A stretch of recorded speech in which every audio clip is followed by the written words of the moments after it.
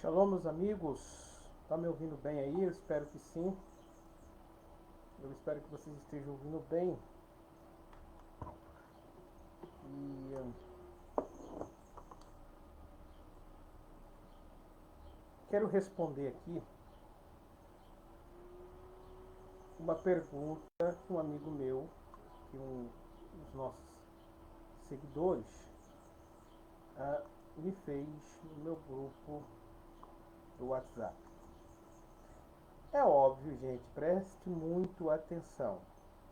É óbvio que isso aqui não é estudo bíblico, em que eu vou abranger cada assunto, vou considerar os originais e blá blá blá, aquele monte de coisa, mas eu vou trazer só um ponto para refletir, né? Para os nossos irmãos refletirem e depois, quando nós tivermos a oportunidade, nós podemos abranger o assunto ou você também, a partir daqui você vai ter algum ponto, né? De partida, ou seja, você vai sair daquele pensamento tradicional e você vai andar um pouquinho mais na sua pesquisa. Mas enquanto isso eu estou aqui compartilhando e nós vamos entrar no assunto aqui agora. Só estou compartilhando aqui para nós dar continuidade. Amados, ajuda a compartilhar também. Acompanhe o meu canal. Eu não sou muito de divulgar, eu não tenho aquela ambição de muito inscrito e aquela coisa. Então, por isso que eu não sou muito assíduo, eu não faço aqueles vídeos de estudo aprofundado, né?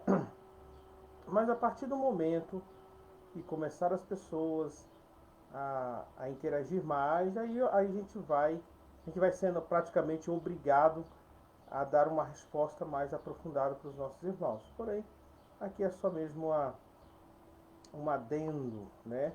Uma sintaxe, tá? Uma síntese do assunto para que os nossos irmãos venham trabalhar mais na questão. Deixa eu só compartilhar num lugar aqui. Vou compartilhar aqui num lugar e nós já vamos entrar no assunto. Como eu disse, tá, gente?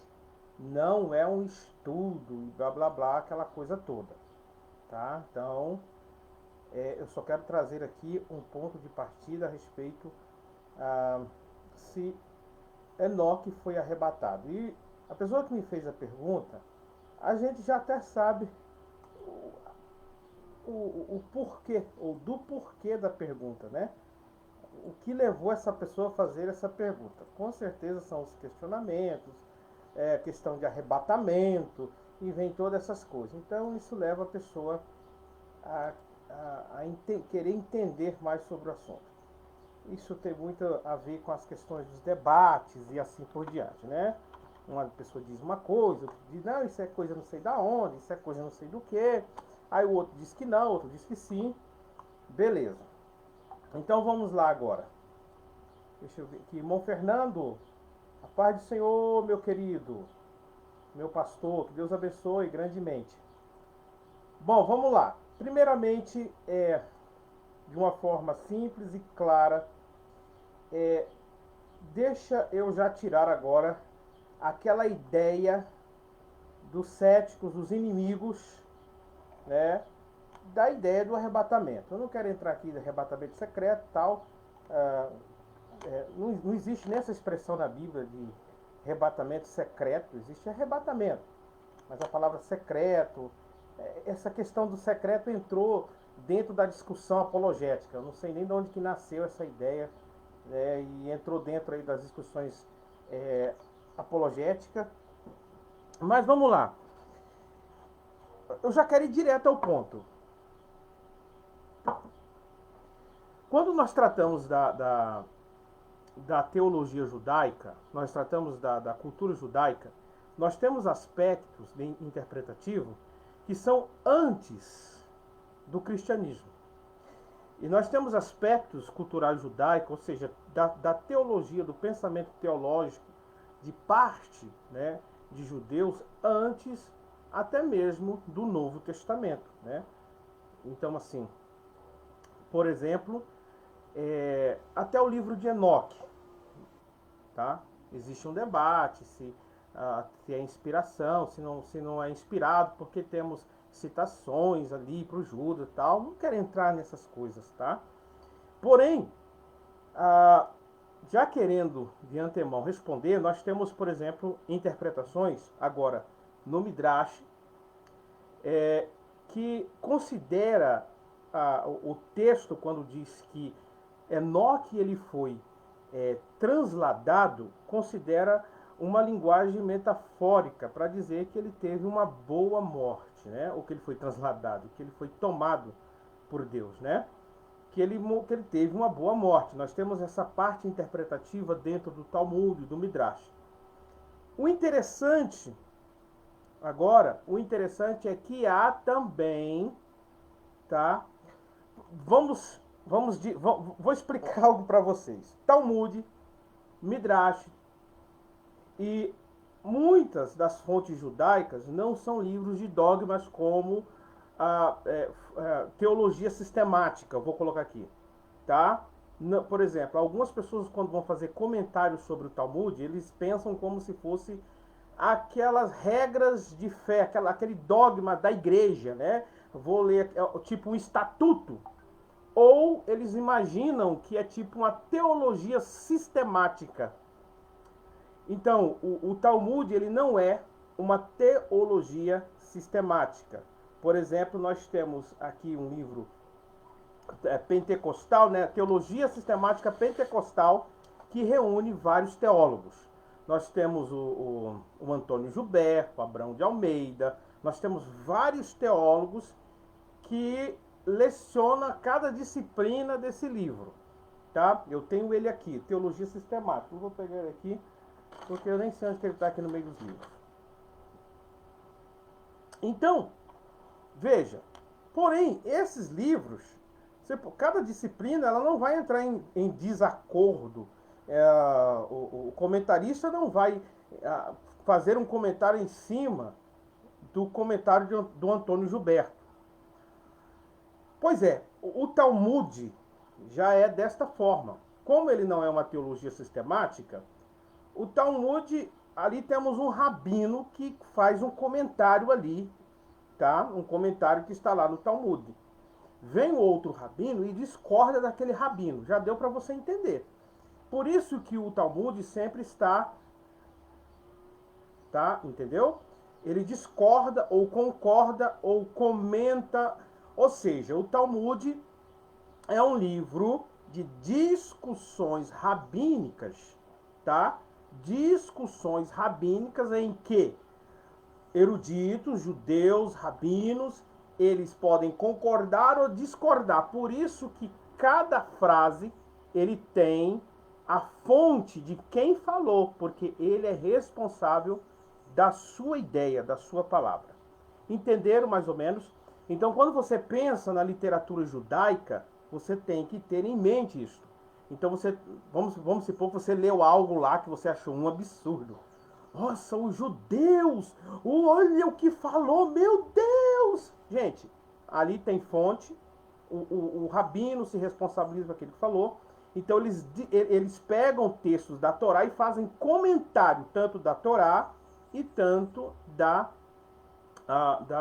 Torá oral, chamamos Torá oral, e da Torá escrita. Beleza? É bom ter em mente isso. Então vamos lá. Então dentro do Talmud agora que você entende, dentro do Talmud, do Midrash, nós temos esses dois tipos de pelo menos esses dois tipos de comentário em que Enoque simplesmente ele dormiu, Deus o tomou para si, quer dizer que que Enoque morreu, dormiu, entendeu? Com Deus, em Deus, tá?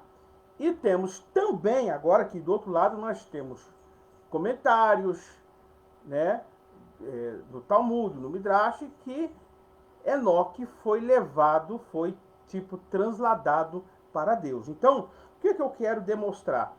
O que eu quero já esclarecer? Que a ideia tipológica que o cristianismo faz de Enoque com arrebatamento não é uma ideia exclusivamente, inventadamente pelos pais da igreja no segundo século depois da morte de Cristo, depois de Cristo, do nascimento, da morte, sei lá, de Cristo. Não é uma ideia particular do cristianismo. Então toda essa estrutura, quando você pensa em essa ideia de arrebatamento, embora podemos usar dentro da literatura como tipo, tomou para si, como transladou para si, entende? Nós temos essa ideia também de arrebatou para si. Isso está dentro do pensamento teológico judaico até mesmo antes do cristianismo e até mesmo antes do Novo Testamento. A partir do momento que você entende isto,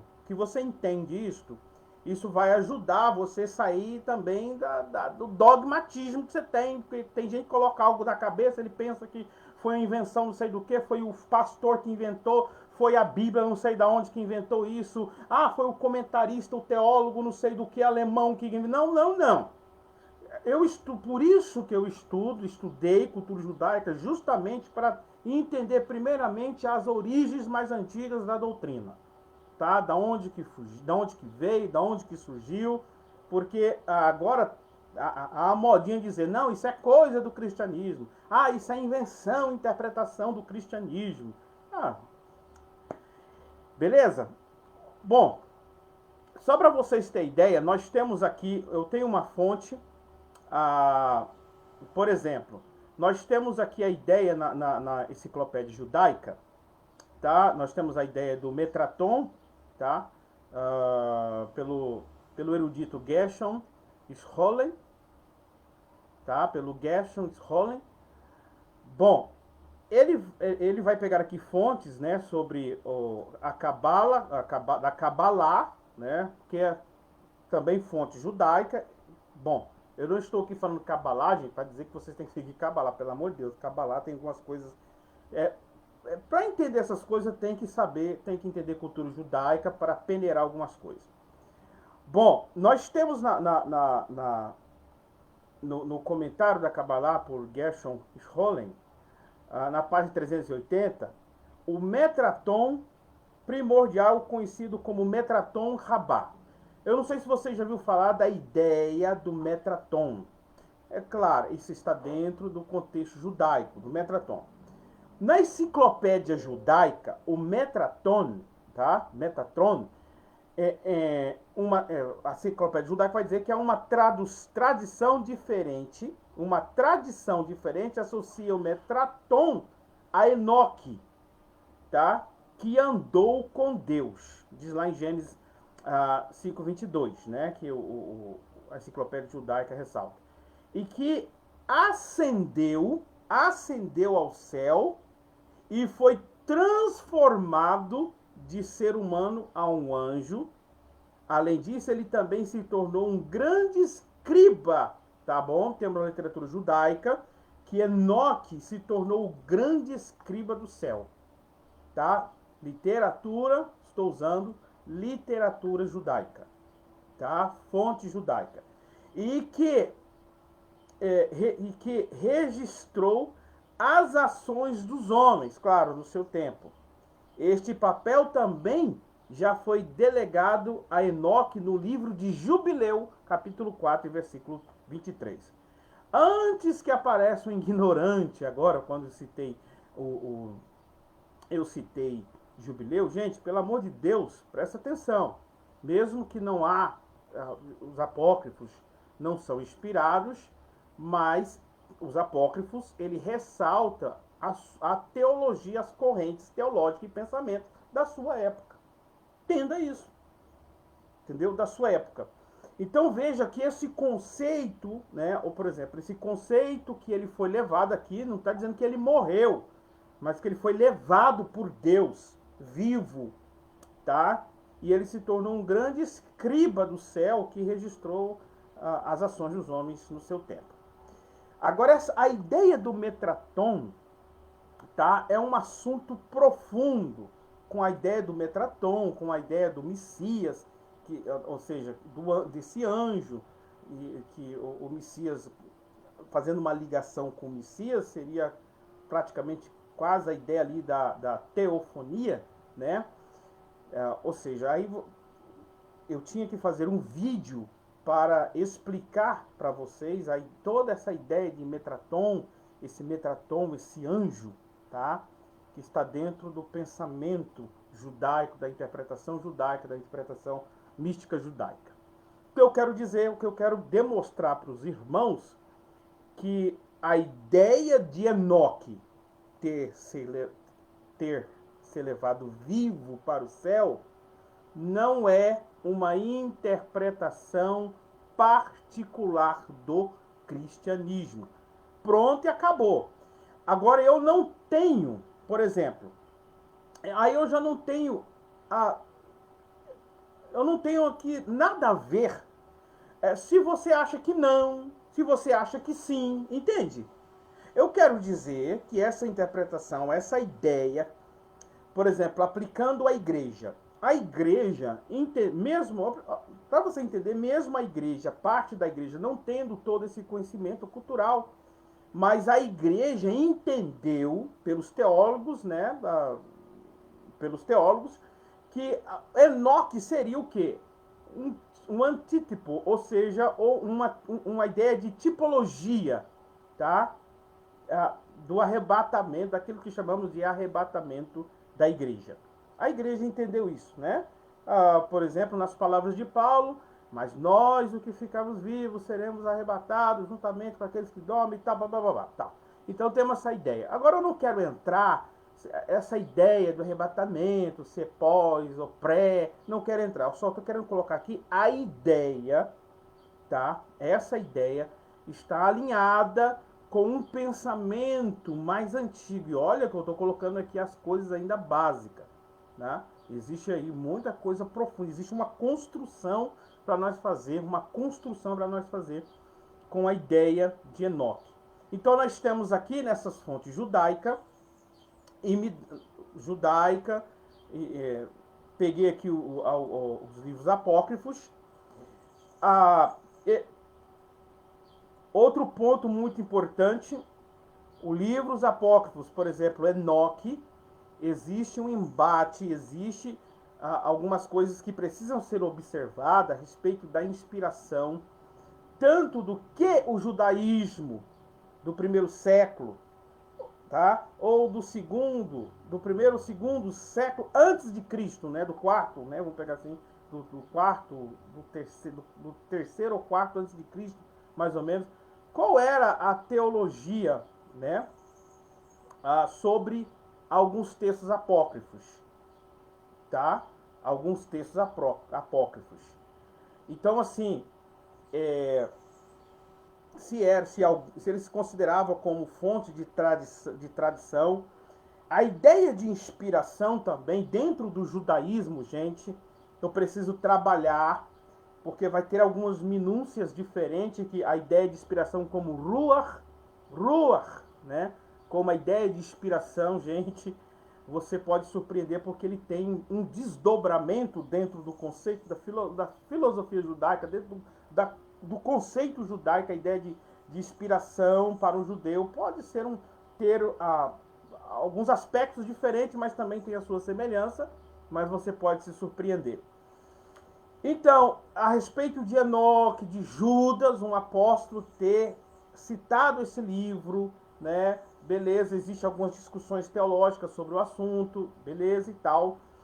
Mas aí está a ideia para os nossos irmãos pensar do assunto, tá?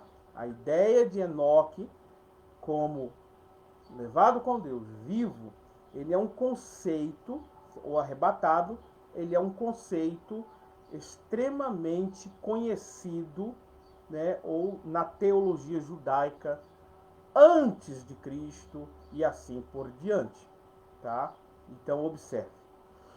É isso aí que eu queria ressaltar, tá? Essa abordagem muito simples, mas eu espero que observe. São muitos pontos que eu teria agora.